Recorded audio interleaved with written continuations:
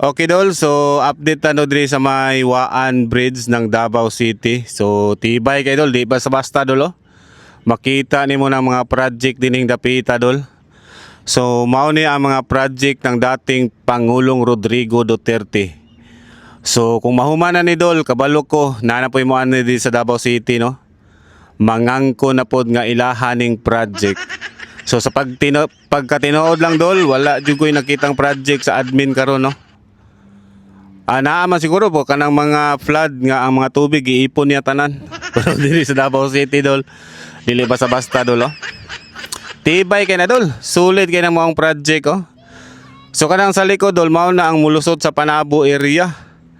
Tungod kay kining bypass road dol mao ni ang 45.5 kilometer gikan ka sa Turil area, gikan ka sa Digos area.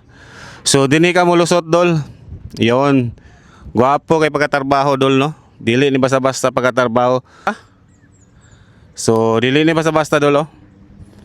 Nindot na kay dol kung mahuman ni maibsa na gyud ang traffic sa Davao City. So easy na lang kayo kung moadto ka og Panabo area. Kung taga Mintal, Turil ka, dili na ka maagi sa downtown, dili na ka maagi dol.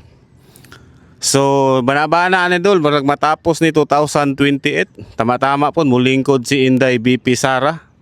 Siyempre, wala naman kita ilaing presidente dol. Si Inday BP Sara naman yun sa 2028.